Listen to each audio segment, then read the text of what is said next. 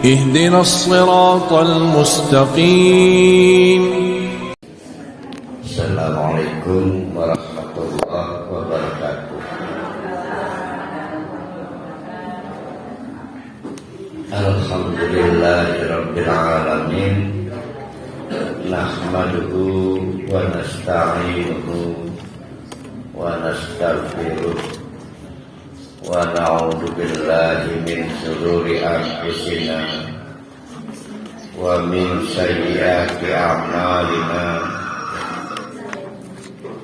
May yahdihillahu fala mudilla lahu wa may yudlilhu fala hadiya lahu.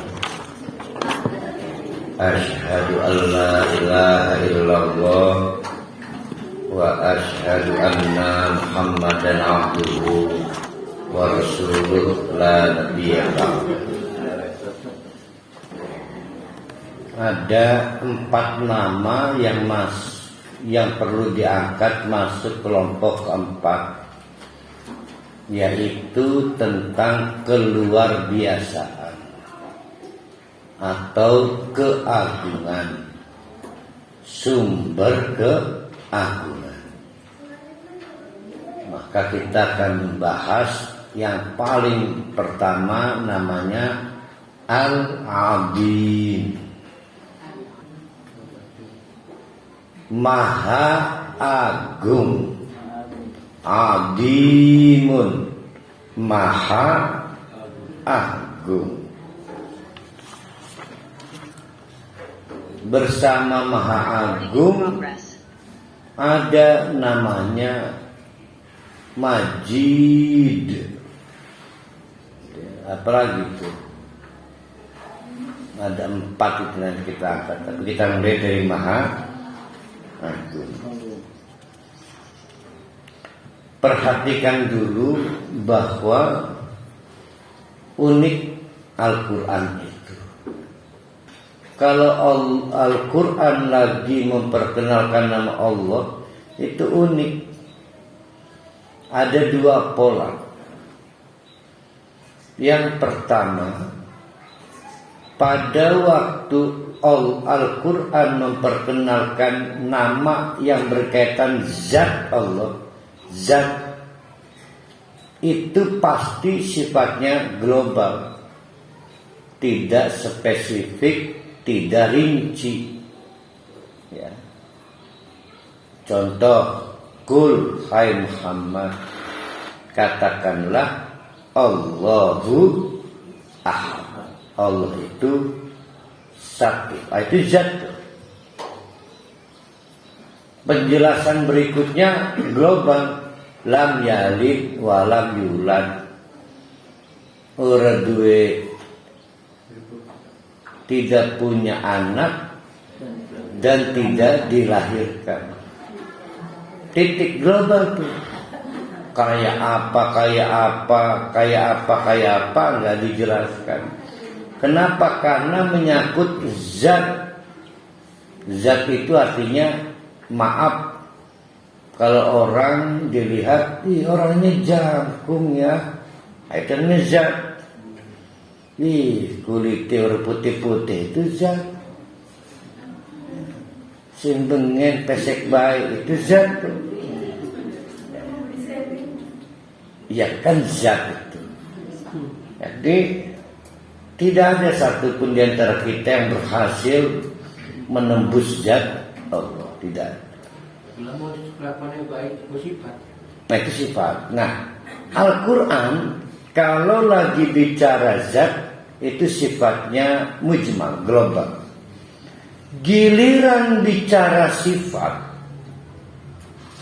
alimun, rahimun, spesifik. Sampai ketika Allah menjelaskan siapa Allah itu, alimun, maha mengetahui.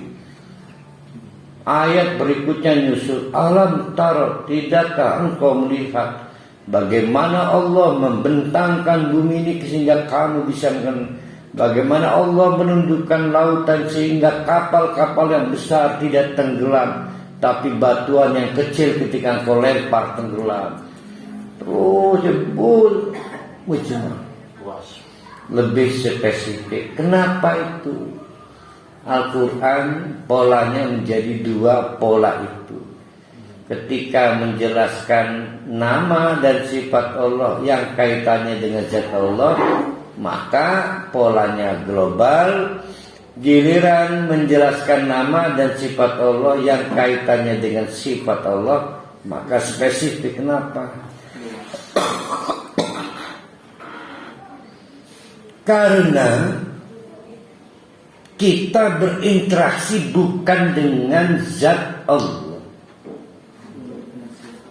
Kita ini tidak berinteraksi dengan zat Allah. Kalau kemudian ada istilah bertemu Allah, emang pernah bertemu Allah secara kayak kita head to head? Tahu orang di head to head tuh? Kalau apli menderek face to face, bertatap muka langsung, itu zat Allah. Jadi kita ini berhubungan dengan sifat-sifat Allah. Kalau sholat tuh ke sifat. Ya kan sebetulnya nggak pernah kepada zat. Nabi kepada sifat Allah. Ketika menerima rezeki, maka kita ingat kebaikan Allah. Kita bersyukur. Itu berkaitan hubungan kita dengan sifat Allah Ar-Rahman. Maka para kali menjaga perilaku bukan keburuan Allah, itu berkaitan dengan relasi kita pada sifat Allah Al-Alim. Maka lamun ngomong hati-hati bukan kerungu Allah, bukan berarti Allah itu dua kuping-kuping, tapi berkaitan dengan sifat Allah As-Sami'. Jadi kita ini sebetulnya tidak berhubungan dengan Allah secara zat, face to face, head to head, apple to apple, tapi berhubungan dengan sifat-sifat Allah. Tidak ada yang sanggup bisa menyelami zat Allah, kan? Karena keterbatasan pengetahuan kita. Itulah kenapa maka Al-Quran memakai dua pola itu. Giliran menjelaskan zat Allah simple, tapi giliran menjelaskan sifat panjang kali lebar. Lamun durung paham urang mendem ya Allah. Kali tinggi, yang pendek-pendek dia tinggi mana.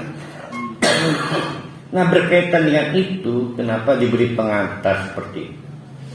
Al-Adim ini jarang berdiri sendiri. Al-Adim.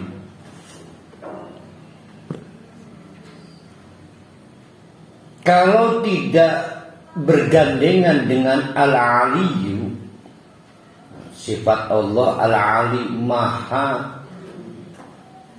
tinggi, maka Al-Adim bergandengan dengan yusabbihu, atau kegiatan mensucikan Allah.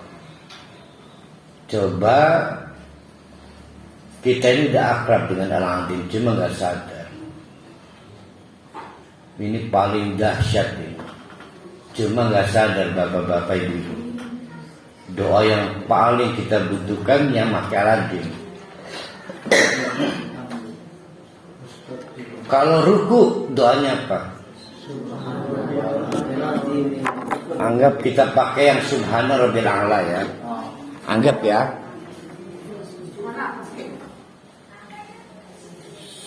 Ini ruku Subhana Rabbiyal A'la. Nah ini versi lain. Ini ruku ya. Ruku. Dulu. Versi lainnya dulu. Subhana Rabbiyal Subhanaka Allahumma. Nah, pinter tuh. Subhanaka Allahumma Rabbana wa bihamdikal.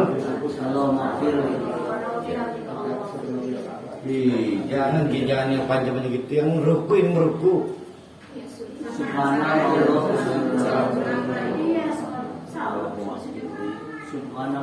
Rabbana wa bihamdi.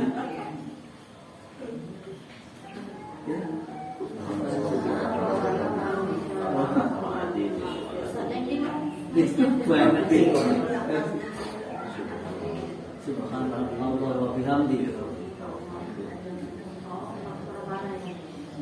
Tuh. Hari ini nih. Nah, sekarang perhatikan yang sujud, ingat-ingat. Yang bukan versi ini, yang versi biasanya.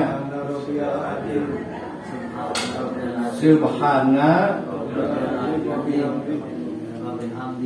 Rabbiyal Azim. Nah, versi lain. Sama. Biasa. Allahumma Rabbana wa bihamdik.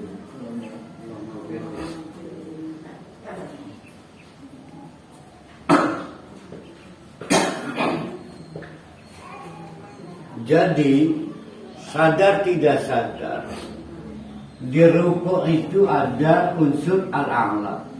Rukuk. Di sujud ada unsur al-a'la. Sadar nggak sadar? Nah, Yang sujud, itu yang ruku. nggak boleh sujud di kuis adin ini versi permene ala jadi sujud para hari ini nggak pakai itu pakainya kan Satu doang. Yang bawah. jadi digabungkan oleh Al-Quran menjadi Subhana bukan ayat itu apa tuh?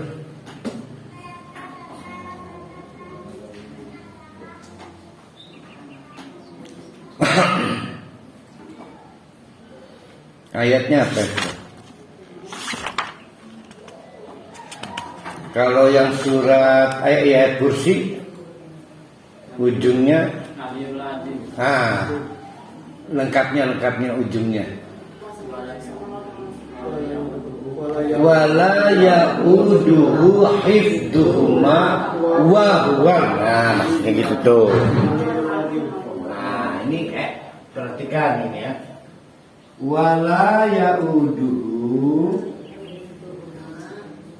hifduhuma wa huwa. Tuh. Apa yang terjadi di sholat digabungkan di sini. Jadi si Adin tidak pernah berdiri sendiri. Dia ikut padanya yang pada waktu sholat al-a'la ada di sini. Yang al-adim ada di sujud. Sehingga para ulama menganggap orang yang pengen disebut ta'dim, apa ta'dim? Kita nyebutnya takzim. Kutipin, mambu apa ke? Kabel kobong tekueh dimasak. Hah? Kue. Alhamdulillah. Masih kecil. Kamu kabel beliau lebih apa? Enggak, sekarang ada kabel rasa nastar. Karena mau lebaran ini. Open ini. Maka tema kita hari ini adalah at-ta'dim. At-ta'dim itu 'azzama yu'azzimu ta'diman, fa'ala yufa'ilu taf'ilan, kabbaro yukabbiru takbiran. Berarti mengagungkan.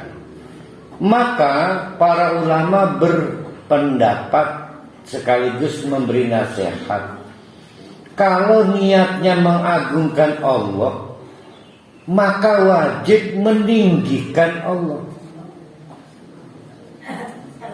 Tidak bisa hanya bermodal mengagungkan Allah. Ini memang jadi problem. Contoh, uang punya, wis gua dijangkung pisan, itu udah tak terkalahkan. Tapi ramun gede doang mungkin gemuk, tapi gede duhur ideal. Gede duhur, anu wong jangkung tapi kuru or ideal. Jadi rupanya masuk ke kita. Nah, apa mustahil tuh ideal. Gede duhur, kurang suspek doang. Nah, Allah juga seperti itu. Jadi Al-Adim gede, Al-Ali tinggi. Keagungan Allah itu berkaitan dengan batas kemanusiaan. Jadi Allah itu tidak boleh diagungkan kecuali yang diberikan oleh Allah. Contoh, orang tua diberi keagungan oleh Allah agar anak-anaknya menghormati orang tuanya. Batasnya di situ. Tetapi keagungan Allah bukan untuk dihormati, tapi untuk diagungkan. Beda tuh, menghormati dengan mengagungkan menjadi berbeda. Menghormati itu tahu diri bahwa saya butuh orang tua, tapi tidak benar bahwa orang tua itu yang nggak benar. Jadi sekadar menghormati. Maka seorang suami diberi keagungan oleh Allah agar istrinya sekadar menghormati. Berarti terbatasi oleh siapa itu? Terbatasi oleh keagungan Allah. Begitu juga seorang guru diteteskan kehormatan, keagungan sekadar untuk dihormati muridnya. Terus begitu. Nah, keagungan Allah itu membatasi hal-hal yang mungkin ada di manusia. Itu namanya ta'dim. Nah, berarti ta'dim adalah membatasi cara kita menghormati orang lain. Bukan hanya mengagungkan Allah, juga mengontrol agar kita jangan gelap mata pada saat menghormati sesama manusia. Nggak boleh mentang-mentang suaminya, saya udah nggak butuh Allah, saya cuma butuh suami. Itu udah bahaya. Bahaya. Apa ya ada Ustaz? Ada nggak ya? Terlalu sedikit yang lupa, yang ingat pada Allah pada saat mengagungkan orang itu. Terlalu sedikit.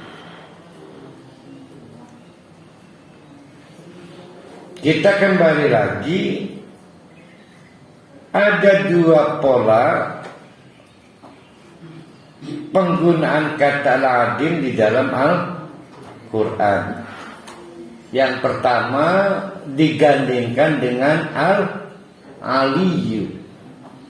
Yang kedua digandingkan setelah mensucikan Allah dengan yusabbihu.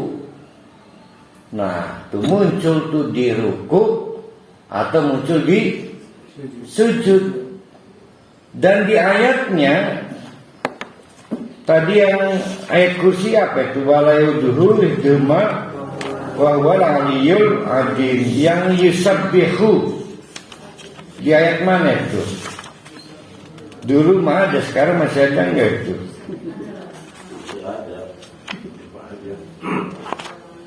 Ini dia.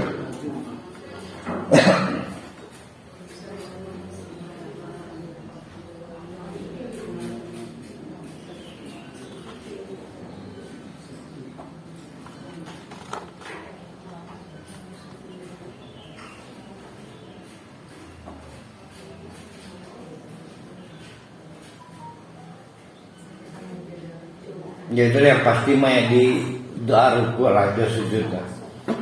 Yaitu subhanakallahumma rabbana wa bihamdihil adin. Jadi adin itu setelah subhan. Maka para ulama juga bersepakat belum disebut ta'zim kepada Allah kalau belum menghilangkan Allah dari aib dan kekurangan. Karena yusabbihu berarti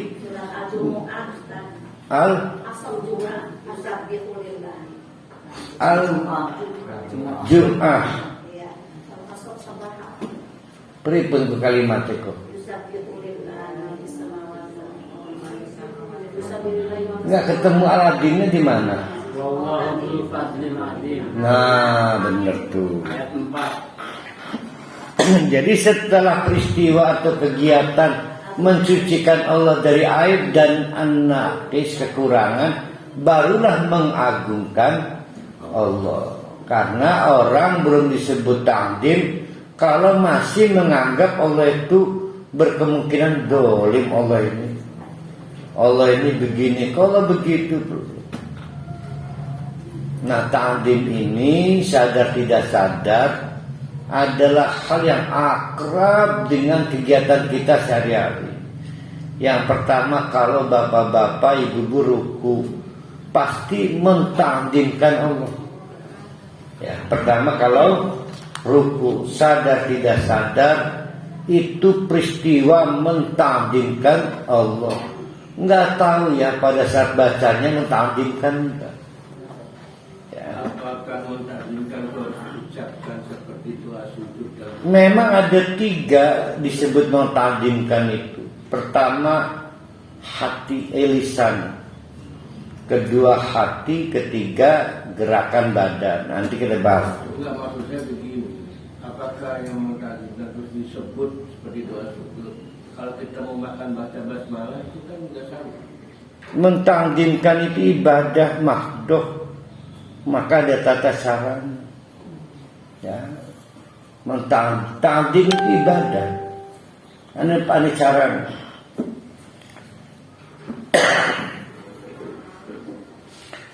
Yang kedua, selain pada saat ruku, juga sudah akrab biasa kita gunakan menta'zim itu karena zikir.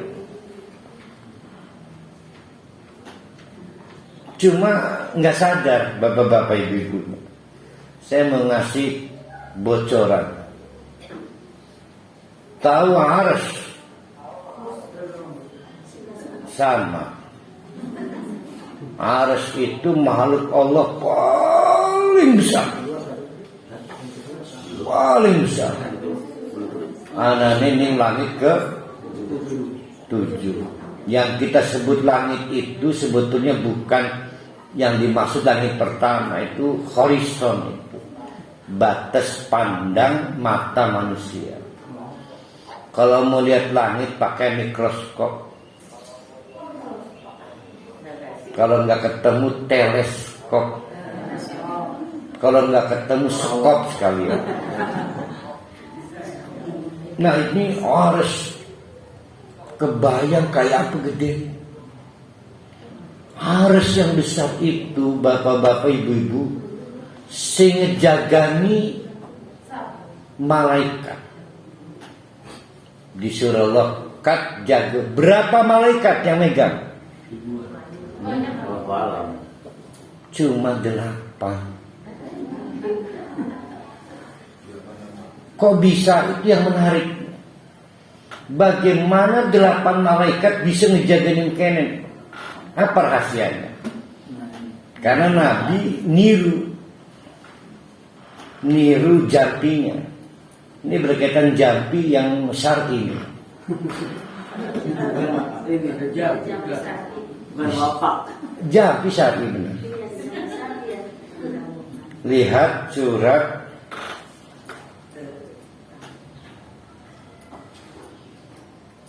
Al-Haqqah ayat 17. Habis Al-Haqqah 17, Al-Mu'min itu apa kan nama lainnya kan? Ghafir. Surat Ghafir ayat 7. Jadi di surat Al-Haqqah ayat 17 dibocorkan cuma butuh 8 malaikat terpilih untuk menjaga harus dicekeli.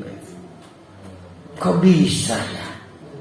Rahasianya dijawab di surat Ghafir ayat 7. Yang tidak masuk akal itu menjadi terrealisasi karena si malaikat ini terbiasa baca zikir, yaitu zikir at-ta'dim yang ada unsur kata al-adil. Apa zikirnya? Nanti kita bocor. Suatu hari Nabi mengalami situasi yang persis sangat menderita sebagai manusia biasa di tengah-tengah banyak himpitan persoalan dakwah. Dirinya sakit secara fisik, perih secara batin, melihat mulai merosotnya kualitas para sahabat, meningginya lawan-lawan dakwah. Mulai itu Nabi Muhammad secara kemanusiaan mulai rapuh. Maka ditegur oleh Allah, kamu akan terus rapuh kalau kamu tidak membaca zikir ini. Akhirnya Nabi membaca zikir ini dan menguat kembali. Jadi siapa yang pengen dapat kekuatan baru dan kekuatannya berlipat ganda, baik kekuatan untuk menghadapi masalah psikis, masalah fisik, ngelayani istri, baca doa ini. La ilaha illallah. Apa lu ini? La ilaha illallah. Al-Adimul Halim. La ilaha illallah Rabbus samawati wa Rabbul ars wa Rabbul arsyil azim. Nah, itulah zikir yang kemudian digunakan oleh Rasulullah juga para malaikat untuk mengkalibrasi kekuatan. Hah? Wijing hadis. Nah, ini zikirnya ini. Tapi ini zikir tamkin sebetulnya ini. La ilaha illallahul adimul halim.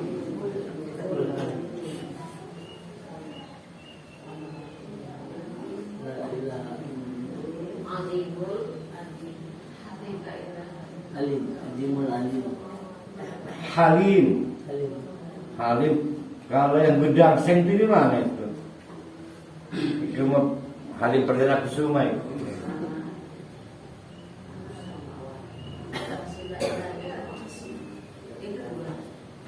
Enggak sambungannya. Masih sambungan masih. 2 kali.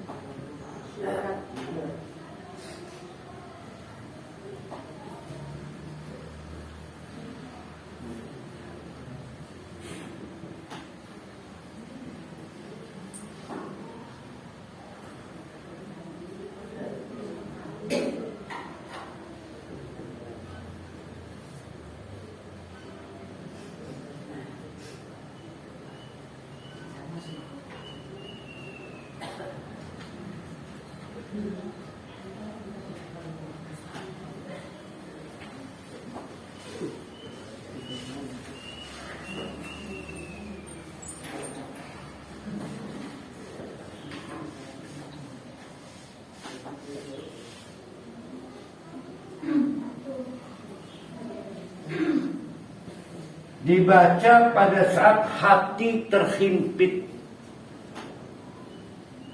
Kalau fisik lari, tapi kita pengen tidak terhambat, mungkin lagi menyelesaikan perjalanan, mulai jemper, sementara nggak boleh berhenti. Nah, maka baca doa ini. Disewoti Rabi.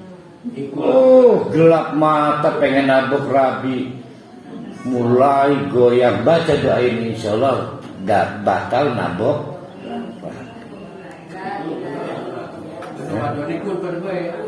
Pada baik ini yang dia Nabi wadon deh.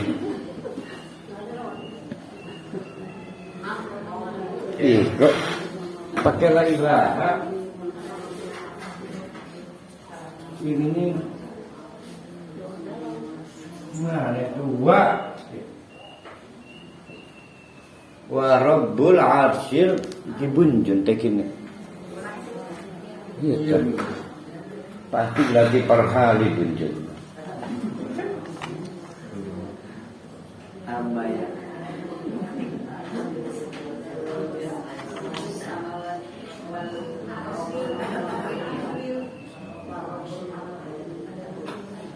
Tapi Ustaz, saya pernah ada jemaah itu sudah secara sugesti masuk karena lagi menderita, baca zikir ini sampai nangis, tetap aja Ustaz berat, hati menderita, nggak terijabah dengan doa ini. Ya, yang salah bukan doanya, salah kamu. Yes. Kenapa? Karena membaca doa itu dalam konteks zikir itu harus banyak. Ya ayyuhalladzina amanu dzkurullaha dzikran katsiran. Katsiran itu berapa? Bukan katsiran, nggak sebanyak-banyak sampai hatinya longgar. Nggak tahu, ada yang dipermudah oleh Allah 5 menit longgar, ada yang sejam aja mendut. Itu namanya katsiran. Nah, maka modal pertamanya harus beriman. Maka ayatnya ya ayyuhalladzina amanu dzkuru, wahai orang-orang yang beriman, udzukurullaha dzikran katsiran.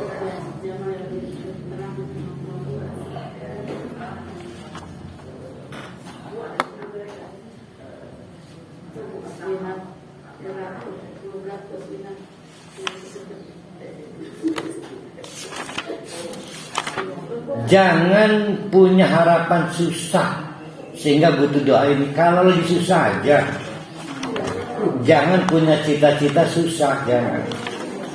Mentang-mentang nyatet ngapal doa ini cari kesusahan, jangan.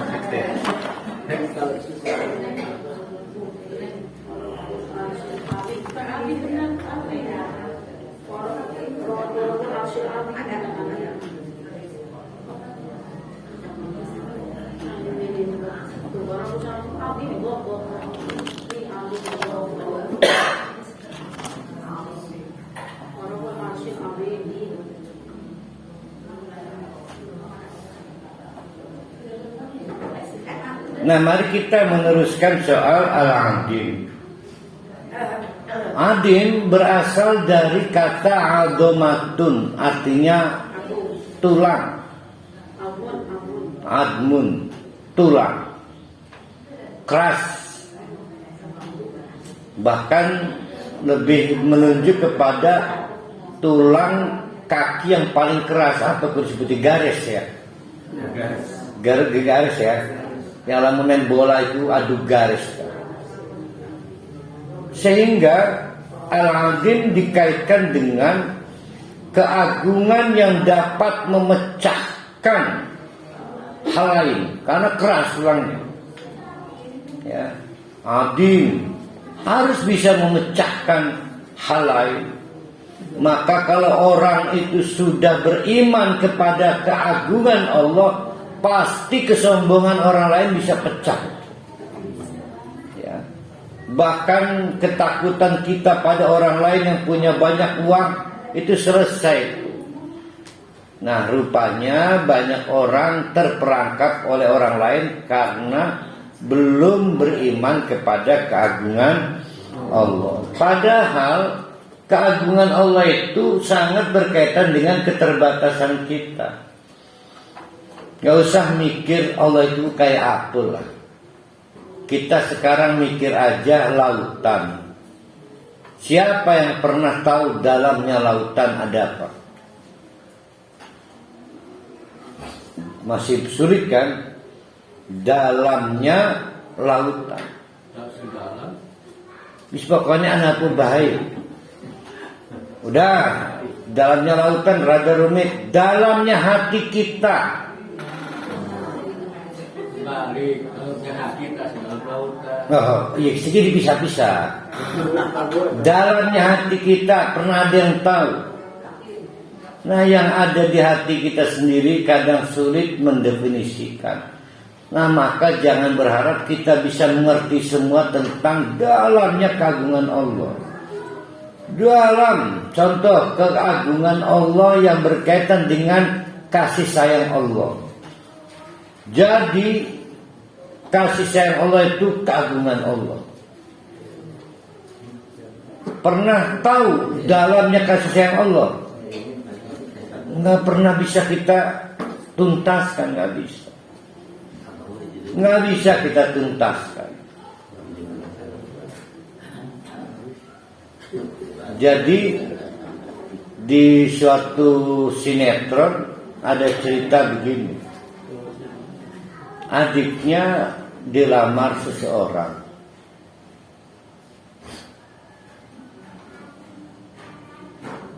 Akhirnya deal.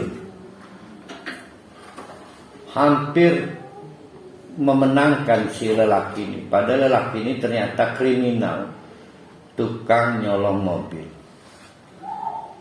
Tapi karena belum terbongkar, lamaran diterima. Sampai kemudian tanpa sengaja bertemu pencuri mobil yang tertangkap. Pencuri mobil yang tertangkap. Temennya. Belum tahu. Kepergok si lelaki yang melamar adiknya. Saling kenal. Kamu kenal? Iya.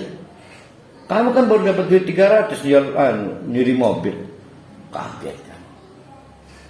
Gimana itu cara Allah ngebongkar itu? Ya, latifun. Betapa Allah itu sayang benar. Saking pengen nolong si perempuan itu supaya tidak dilamar lelaki jahat. Luar biasa kan? Saking dalamnya kasih sayang Allah menunjukkan keagungan Allah. Banyak hal yang sulit dinalar. Dan memang jangan dinalar, jangan. Kalau keagungan Allah bisa dinalar, batal. Jadi semakin tidak bisa dinalar, semakin mencorong keagungan Allah itu. Semakin berkilau. Maka keagungan Allah 75% iman, ya kasihlah 25% akal pikiran. Sebab kalau semua keagungan Allah itu bisa dinalar, gagal. Nggak agung lagi Allah. Paling jadi agung ban itu di Kidang itu ada. Cabangnya di Lego. Ya agung ban, agung motor. Kita ulangi. Ciri dari keagungan Allah adalah tidak dapat diselesaikan sepenuhnya dengan nalar. Kalau saya berhasil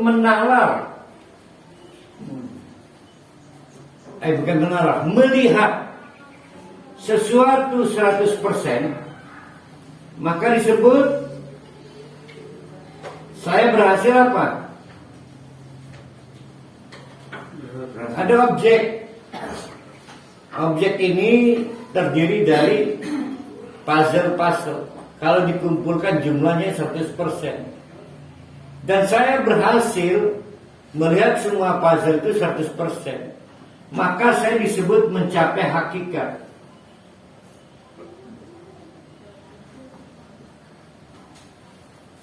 Mau 100% dari A sampai Z saya tahu.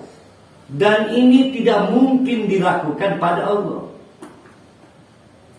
Paling kita itu mentok-mentok anggaplah 25%. Dan 75%-nya adalah tetap misteri. Yakinlah 25%. Dan inilah fakta keagungan Allah. Jadi fakta keagungan Allah itu tidak akan bisa ditembus secara hakikat. Itu keagungan Allah itu begitu. Nah, sementara keagungan manusia terukur. Bahkan untuk apa yang disebut kasih sayang terbaik di muka bumi, yaitu kasih sayang orang tua pada anak, itu terbaik di jagat raya.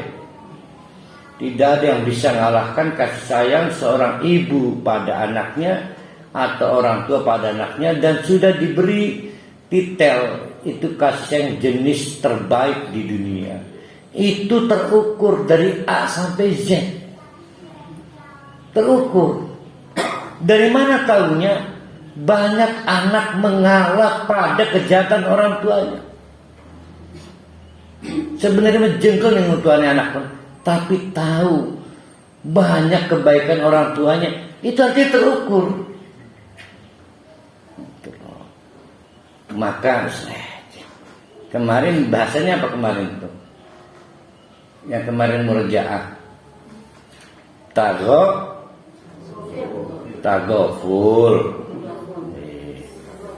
Tagoful tidak mempermasalahkan kesalahan, karena suatu kesalahan itu adalah kesalahan, kita jadikan masalah maka menjadi masalah, maka kita tagoful. Nah, itu terukur. Kebaikan suami pada istrinya tambah maning terukur. Bahkan gak usah jauh-jauh, uang pertama yang diberikan pada waktu pacaran sampai setua ini bisa dihitung kok dari suami. Ternyata lebih banyak bohongnya kan suami ke istri kan. Jadi, tapi keagungan Allah menyebabkan Allah tidak dapat dihitung. Siapa yang ingat teori kalau kamu mau coba-coba ngitung, wa in ta'uddu ni'matallah la tuhsuha. Apa itu waktu saya terjemahkannya? Iya, waktu itu berarti ada yang bolos pasti. Coba yang nggak bolos. Ayo, saya terjemahkannya pakai istilah apa? Nikmat Allah itu tak terhitung. Ya kan? Tak terhitung. Kalau pahala yang amalan yang pahalanya tak terhitung, sabar tuh. Pintar perhali. Kelipik keperhali bisa sepintar ku inget dini kimuku. Ya kelipik ku nih. Apa berkesan kata sabariku? Ku inget. Kan dengar, alhamdulillah. Sampai ketuan kita nih.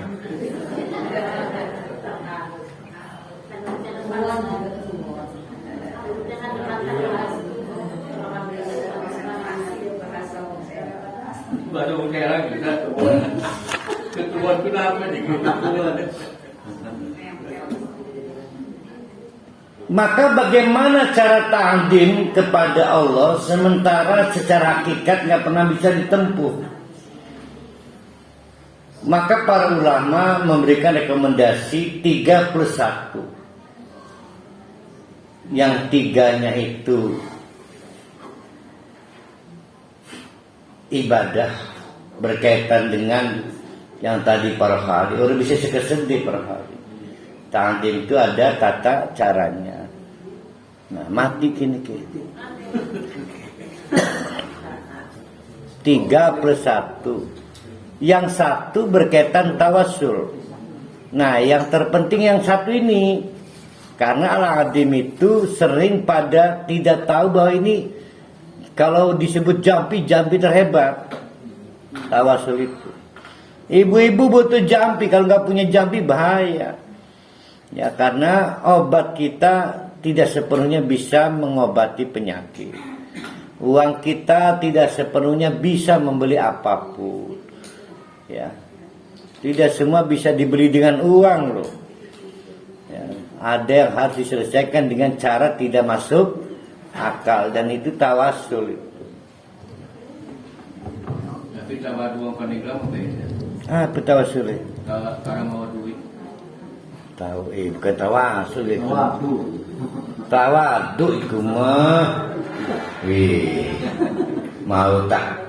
Belum sampai ketuan mesti tajam ya. Satu, ta'zim bil qalbi. Satu, ta'zim bil qalbi. Mengagungkan Allah dengan hati.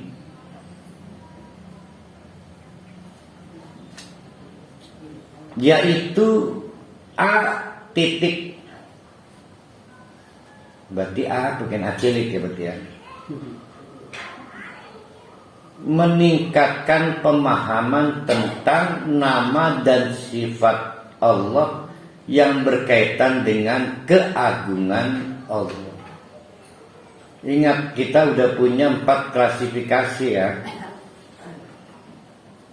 Nah, hari ini bapak-bapak, ibu-ibu itu masuk, hari ini nih kita nih sekarang nih itu masuk ibadah ta'zim bil qalbi, ngaji gini gitu. Ya. Pemahaman.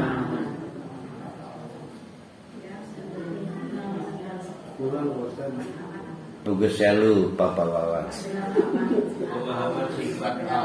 Meningkatkan pemahaman terhadap nama dan sifat Allah yang berkaitan dengan keagungan Allah. Kan kita yang keempat sekarang. Yang sebelumnya kemahasempurnaan Allah. Sebelumnya lagi dengan sumber jaminan rizki. Sebelumnya lagi Allah dan rububiyah. B titik,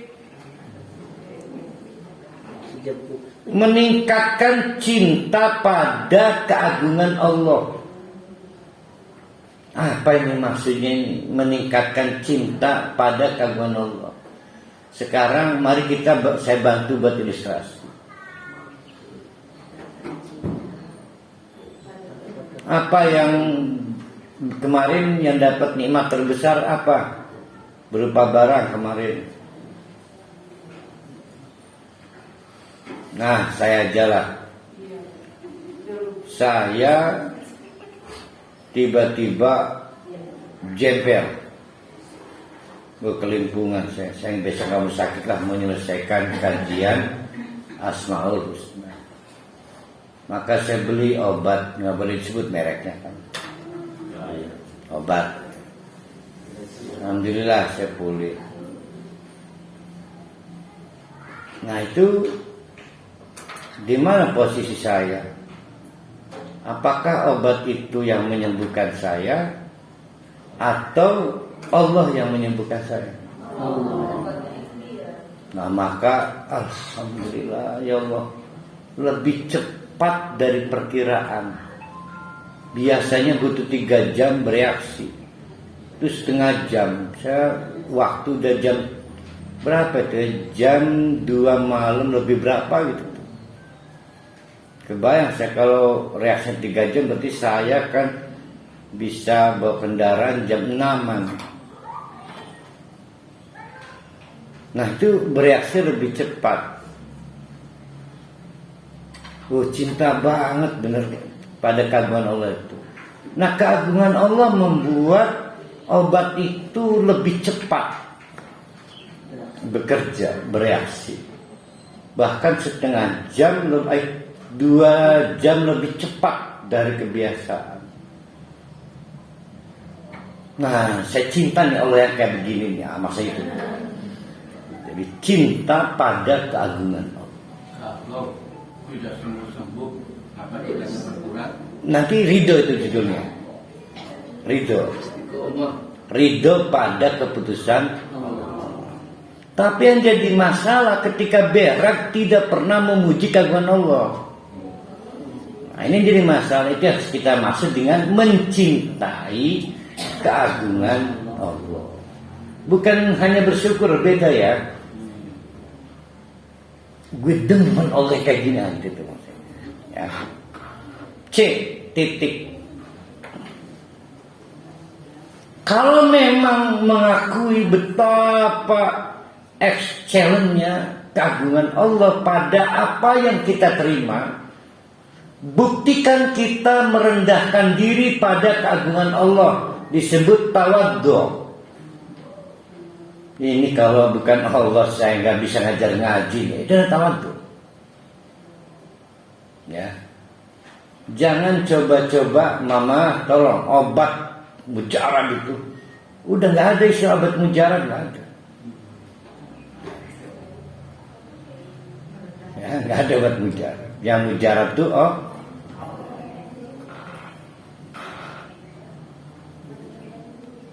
kalau betul saya sampai posisi C titik tadi, C titiknya apa tadi? Enggak, sebelum tawadhu ada kata sebelumnya. Merendahkan diri. Lah ya itu kan sebelum kata tawadhu merendahkan diri saya ngomongnya. Kita ingat aja. Maka D titik, maka D titik, pasti saya dapat menumbuhkan rasa takut pada keagungan Allah. Saya nggak mau lagi minum obat tanpa keagungan Allah. Bisa nggak? Bisa nggak per hari? Saya nggak mau lagi jual daging tanpa keagungan Allah. Bisa. Ya, bisa. Jadi itulah melengkapi kemarin perdebatan. Jangan ketemu Allah kalau buntu. Ya, ketuklah pintu Allah, barulah mulai dari situ mau minum obat mau apa. Ya, jadi yang D titik adalah menumbuhkan rasa takut pada keagungan Allah. Maka menyebabkan kita nggak berani melakukan apapun tanpa membawa keagungan Allah. Yakin ya? Kepercayaan diri kita hilang tanpa keagungan Allah. Nah ini udah keren ini, kalau udah nyampe D titik ini udah keren. Dijamin tidak ada kecewa ini. Andai kata tidak menyenangkan pun tidak kecewa. Kalau kemarin kan sikap maaf itu, orang yang mampu memberi maaf itu orang yang kebal. Dilukai tidak terluka, diciderai tidak cedera, didolimi tapi tidak dendam. Itu orang. Nah orang yang berhasil ta'dil kepada Allah itu anti kecewa, bahkan anti gagal. Semua main di hati. Semua main di hati. Nama ibadahnya ibadah ta'dim bil qalbi. Jadi jangan lupa hati kita itu beribadah, beramal loh, ada pahalanya loh. Ya, jangankan ta'dim ngegrunek bayane dosa nih. Tahu ngegrunek Bu Neng, baca Neneng. Ngegrunek itu Rumal. bukan grok bunyi grok. Kamu. Makanya itulah apa yang di hati jelas. Gemeter lah. Kedua, ta'dim bil lisan. Ta'dim bil lisan. Ingat bil lisan, bukan alisan. Udah lama saya nggak lihat baju alisan ini. Masih ada yang jual nggak itu? Masih. Bengen mending kuno kena tohaga tuh kuning. Borobudur tohaga gitu mau bengen. Alisan. Nah iya masih aneh lagi. Ini mah bilisan bukan alisan. Yaitu melalui dua pendekatan ibadah. A titik bizikri, zikir. Ingat zikir. Karena kalau bukan zikir berarti doa kan? Bizikri. Yang ada unsur al-adimnya seperti yang tadi dibaca oleh para malaikat karena tugas berat menyangga arsy. Juga akhirnya Nabi ditegur, terpuruk hatinya, ditimpuk di Taif, diusir dari Taif. Malaikat ngegoda, mau nggak saya perintahkan gunung itu menghukum orang-orang Taif? Jangan. Tapi hatinya melemah. Baca zikir yang tadi la ilaha illallah, ini kuat lagi. Tenaganya pulih, pikirannya terbuka lagi. Itu namanya zikir. Karena zikir berarti berapa kali? Bukan berkali-kali. Sampai tenang dan pulih kekuatannya. Dalam kasus saya minum obat berapa jam? Setengah jam. Tapi saya minum obat. Zikir berarti bisa setengah jam, bisa sejam, bisa 10 jam. Allah yang tahu ukuran kita bertahan berapa lama. Jadi nyantai aja, Allah nggak mungkin, masa ada Allah kecolongan sih. Ini kalau tebakan saya, kalau Bu Dewi melakukan ini kata Allah, biarin dia 10 jam zikirnya. Karena Allah tahu Bu Dewi kuat orangnya. Ya, jangan takut, tenang aja. Yang B titik bitawassuli. Tawassul, karena tawassul ibadah tidak boleh sekesedih dewe. Nah nanti di ujung kajian pagi ini ada 3 tawassul yang diizinkan pakai al-adimnya. Nah, pokoknya bitawassuli. Nah, ta'dim yang ketiga adalah at-ta'dim bil jasadi. Bil jasadi, yaitu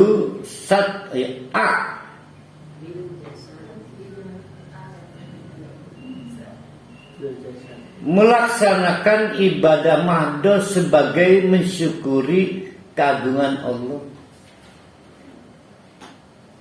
Ada yang tadi subuh sholat karena bersyukur pada keagungan Allah.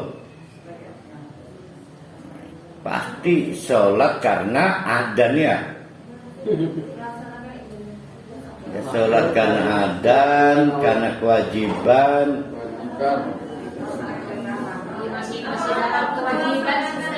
Kewajiban.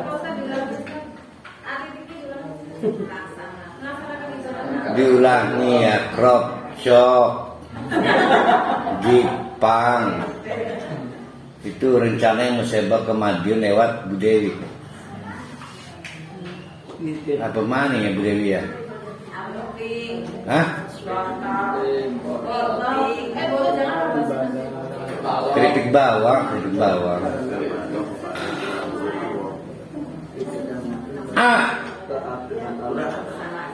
melaksanakan ibadah mahdhah karena syukur terhadap keagungan Allah. Nah, saya akan bantu memahami ini yang paling penting, ibu-ibu. Tadi saya diberi kesempatan Allah ngobrol dengan Pak Rohali sebelum datang ibu-ibu. Obrolannya menarik benar. Tumben-tumbenan Pak Rohali obrolannya menarik. Bagaimana membedakan kesenangan dan kelezatan dalam ibadah? Bagaimana membedakan antara gelati senang dan gelati lezat dalam kasus maaf pengen umroh di akhir Ramadan? Maaf, pasti opininya demen kita mesalat ning Mekah tuh, demen, bukan lezat kan? Lalu kita udah nggak usah jauh-jauh lah larang umroh, mau pir ke segini kan nih 40. Sekarang kita konversi tarawih dan sholat di rumah. Mana menyenangkan? Sholat ramean di Masjid Bilal, ada temannya, senang gak? Senang. Atau sholat di rumah, cari lezat, nah itu lezat tuh. Jadi rupanya kesenangan itu adalah bukti fisik adanya hawa nafsu, bukti konkret hawa nafsu. Tapi hawa nafsu Kesenangan ini yang dia hawa nafsu baik itu. Setan itu pintar. Nah, saya mau cerita soal yang melaksanakan ibadah mahdhah karena mensyukuri terhadap keagungan Allah. Itulah jalan lazzatul iman. Halawatul iman bisa lazzatul iman. Kalau pengen tahu manisnya amal, maka ibadah mahdhah karena bersyukur.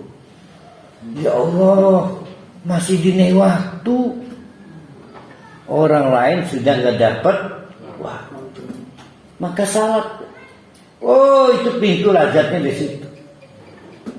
Kalau kita ambisi mencari lezatnya sholat, maka nggak ada tentang cerita senangnya sholat, nggak ada.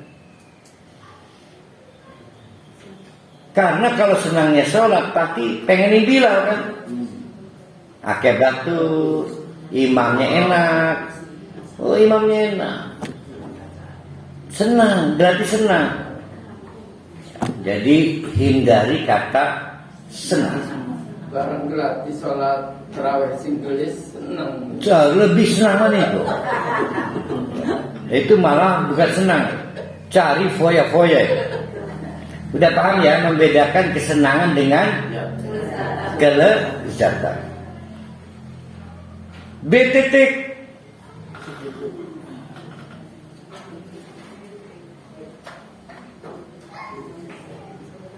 beribadah ikhlas hanya kepada Allah.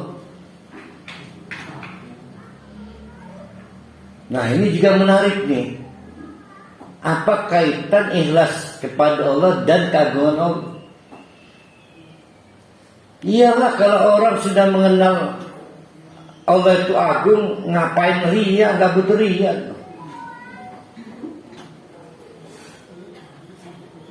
Nah, sekarang kita buat perbandingan lagi Bilal dan rumah. Lah mending rumah masih kedelang parodi. Nih Bilal masih kedelang. Mana lebih berpotensi ikhlas? Di rumah apa di Bilal? Udah dapat kelezatannya, tapi dapat ikhlasnya udah. Bukan ini, bukan menghina Bilal, lagi cari terjemahan di mana posisinya itu. Ini nggak bicara jelek, nggak bicara bag kelezatan. Bilang senang. Maka godaan sholat-sholat seperti di Bilal, oh berat. Kalau ikhlasnya jelek, jangan berangkat ke Bilal. Terancam sia-sia nanti. Apa Ustaz Manar Brodorah membilang pria itu? Ganti kesenangan arahnya itu. Mahalanya nggak ada. Engkau ini lah menolak sungai biasanya. Ya adik kita kok, dia adik kita. Imamnya maaf si fulan tuh, kapok. Udah tutup kuping, masalah taksim.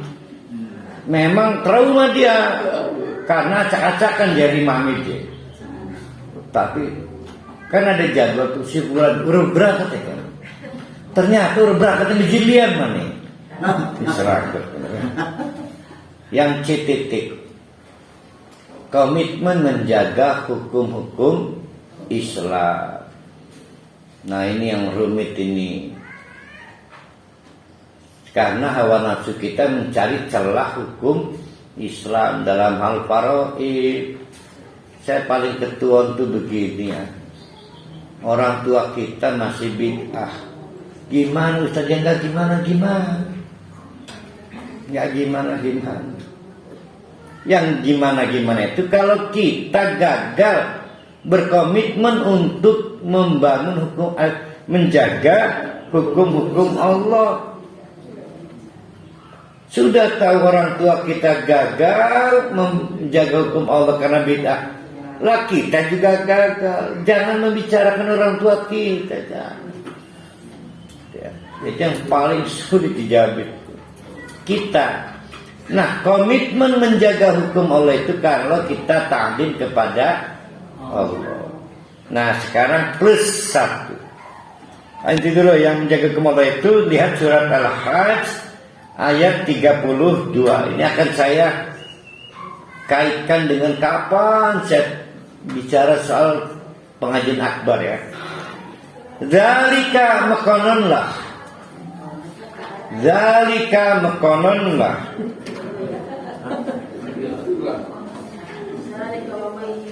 Wa may yu'azzim sya'airallah.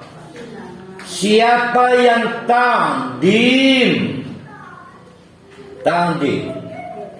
wa may yu'azzim ta'zim kepada Allah melalui syiar-syiar Allah. Ada yang pengajian akbar, ada yang tarawih akbar, semua pernikahan akbar, sunatan akbar, semua bahasa akbar. Fa innaha min taqwal qulub. Maka hanya bisa disebut ta'zim kalau karena hatinya takut. Sekarang kita coba flashback.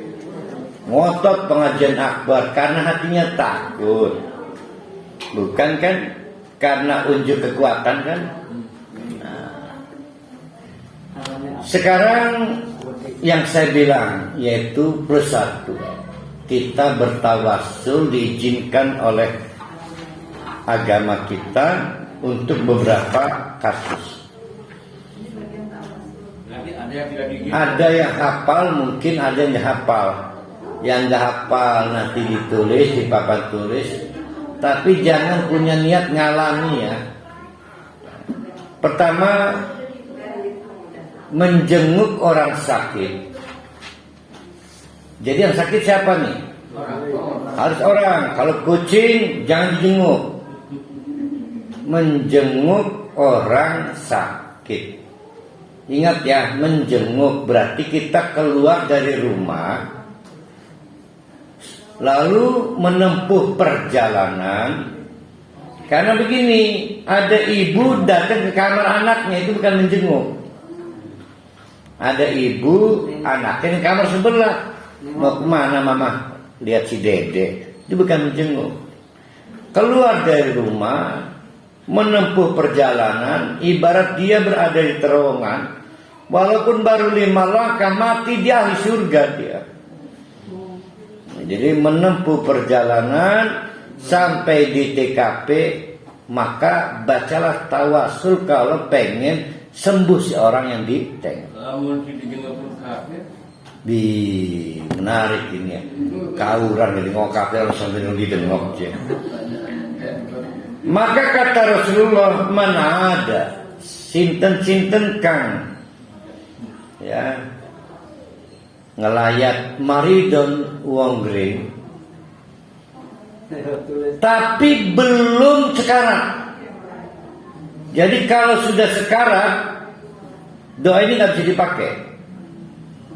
Nah, saya nggak tahu Icu itu sekarat bukan? Icu belum ya? Icu maruhan khusus ya. Pokoknya sakit tapi belum kritis. Walam yahdur ajaluhu, belum kritis. Maka ibu-ibu dekatkan pahanya pada kepala si, kan biasanya godipan ya. Makan kudu digaul silite. Iya ranjang, makanya silite kudu digaul. Nah kita duduk pas bagian kepala, dekatkan pahanya pada kepala pasien maksud saya. Dekatkan paha apa dekatkan paha? Iyalah menggaul silit pasti gaul paha ge. Maka faqala indahu miroron. Jangan tanya berapa kali, tapi bacalah miroron berkali-kali. Berarti satu kali miroron enggak? 3 kali lumayan Pak. 5 kali miroron. Jadi berkali-kali pada posisi ganjil. Apa doanya?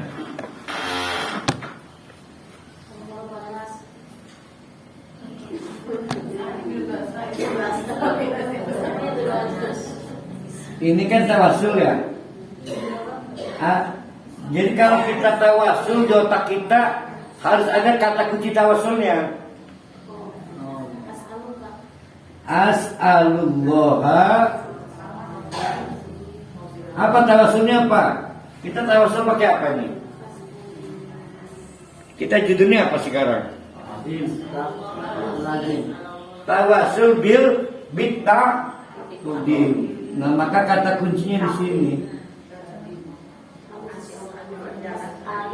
Kita tawasulnya pakai ini nih. Nah, di sini harus di otak ada. As'alullahal adim Rabbal arsyil adim ayas fiyaka. Saya mau nanya nih ya, Rabbal arsyil adim ayas fiyaka.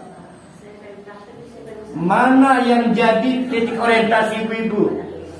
Ayas fiyaka atau mananya? Ayas fiyaka untuk menyembuhkanmu. Titik orientasinya jangan berubah, tetap di sini. Jangan ke sini. Ini godaannya di sini, kan begini. Kenapa jangan ke situ? Ayas fiyaka menawi gancang waras. Kenapa nggak boleh? Allah itu tidak hanya ngasih kesembuhan, bisa ngasih yang lain, tapi tetap membuktikan keagungan Allah. Bisa aja dikasih mati, wong wis kentekan duit. Bisa. Selalu yang terbaik dari Allah itu. Mungkin kalau hidup dihajar laki ini mana, wong dia koma nih gara-gara dihajar laki. Shin. Ada itu cuma nggak kelihatan sama Bune. Ada Bune. Ada. Tuh. Nggak percaya bang. Saya mau mengingatkan lagi. Ada jebakan di situ. Jadi ceritanya kembali ke minum obat saya itu. Saya tertarik obat atau tertarik keagungan Allah? Keagungan Allah. Sekarang tertarik menyembuhkan teman pasien atau tertarik membuktikan keagungan Allah pada pasien itu? maka disebut tawasul bitaqdim. Ya, namanya. Jadi harus konsekuen. Kita lagi pakai jimat namanya fokus ke jimat itu. Kemudian ridho pada apa yang terjadi. Ya, begitu. Itu tekniknya ya. Di otak kita itu jangan berubah kalau pengen mujarab. Yang kedua, aja wegahan sampai berapa kali zikron kasih ron. As'alullah ya Allah, aku minta kepadamu Al-Adim, pemilik nama Al-Adim, Rabbal Arsyil Adim, yang juga pemilik Arsy Adim, ayyasfiyaka menawi sira waras. Satu kunarain bahkan boleh disebut fulannya. Misalnya siapa ini kuning? Iya kayak lakaran mana? Rohayah. Rohana bin Rohali.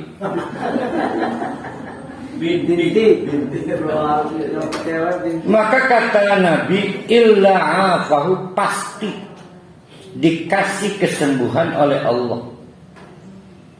Pasti. Bisa lebih cepat dari perkiraan, bisa lebih murah dari perkiraan, macam-macam, tapi ridholah pada keputusan Allah, karena keputusan Allah selalu yang terbaik. Yang kedua, bacaan yang diulang-ulang ini berkali-kali di depan. Semua prinsip zikir tawasul jangan dibatasi. Ya, semua ya. Ganjil. Yang kedua,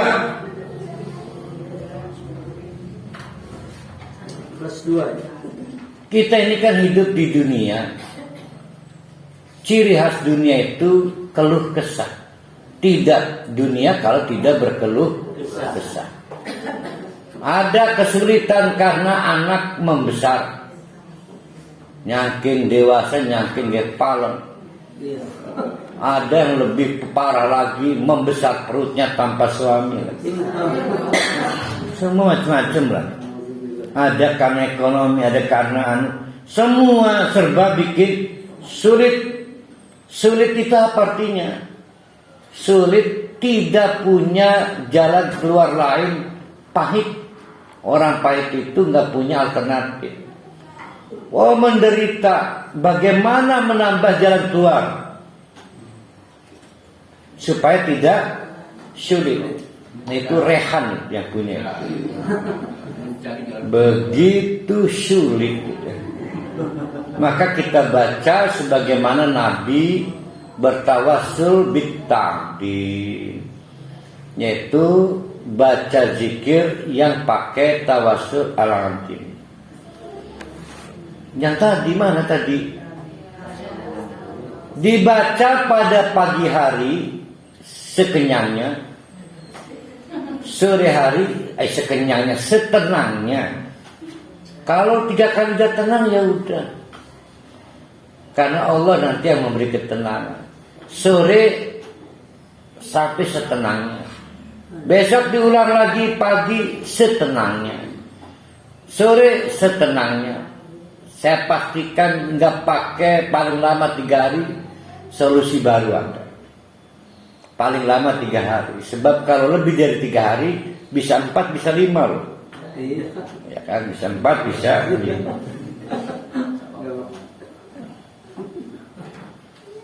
Yang terakhir, yang ini main tadi itu mana itu? La ilaha illallah. Mana itu? Itu bawah. Nih, pagi setenangnya bacanya. Berapa kali sampai tenang? Sore berapa kali setenangnya? Besoknya diulang lagi sampai lusa. Berarti berapa hari itu? 3 hari, pasti peragat doanya.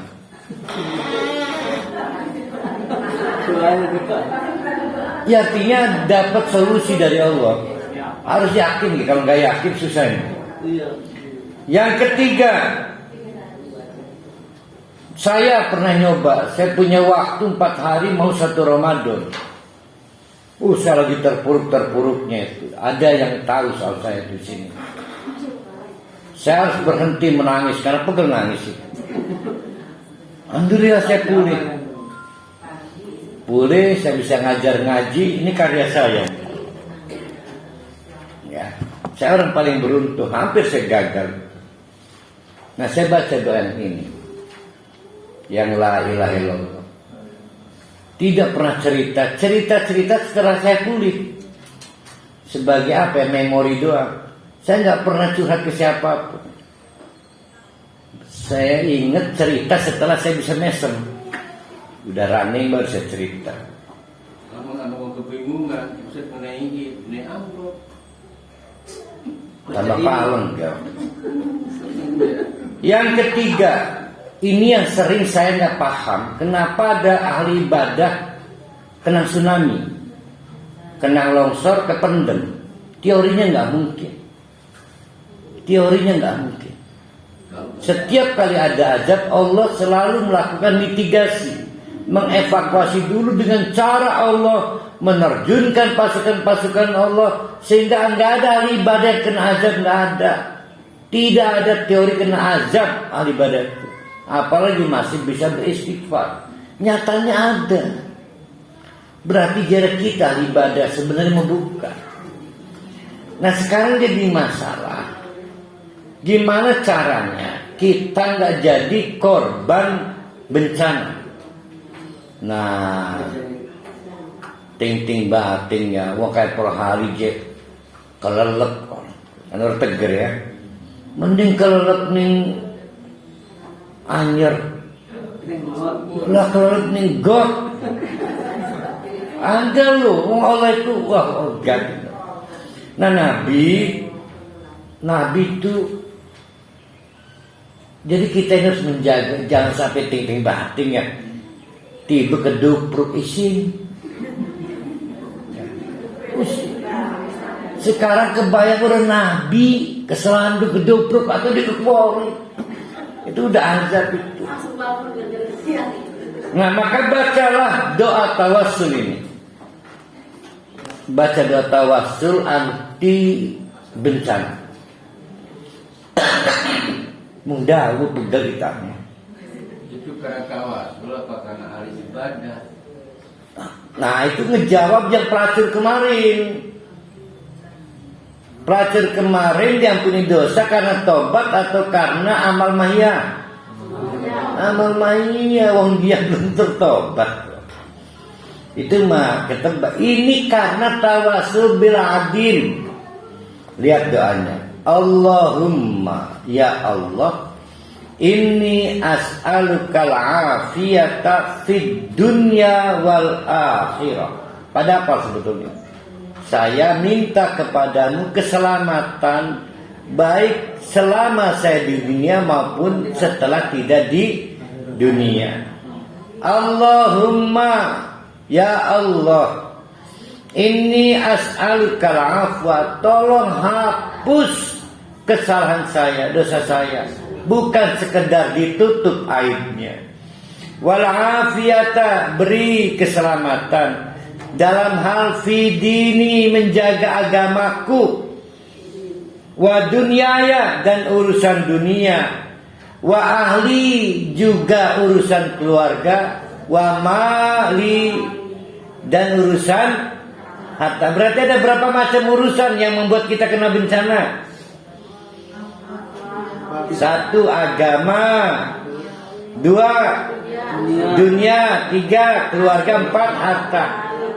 Jadi kita nyebut dia ahli ibadah, sebetulnya dia punya masalah mungkin dikonsumsi hartanya, ngebina anaknya nggak becus. Nah maka Allahumma ya Allah, ustur aurati, ting bating, jangan sampai saya jadi aib karena milu kena tsunami misalnya. Ustur, tutuplah aurat.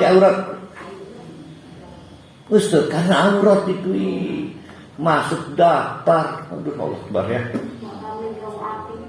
Wa amin ro'at, itu udah hafal tuh. Nah, baca sampai terakhir. Berapa kali? Hah? Baik pagi maupun sore. Nah, sekarang pertanyaan saya, pada saat membaca kan kontennya zikir pagi petang ya? Kalau saya enggak. Itu mah judul buku kali. Ini adalah tawassul bitta'dil. Maka cluenya ada di cluenya di mana? Wa a'udzu. Tuh, itu maksudnya. Wa a'udzu bi'adhamatika. Cuma sayang terkenal sampai se-Asia Afrika, yaitu zikir pagi petang. Padahal ada pada posisi tawassul bitta'dil. Betul zikir pagi petang, maksudnya dibaca pagi, baca sore. Tapi orang harus fokus ke bi'adhamatika. Karena kita lagi ngejapi dengan nama Allah yang Al-Adil. Maksudnya gitu tuh, harus konsekuen ya. Dan kasus Hidayah itu kan sampai Arab Saudi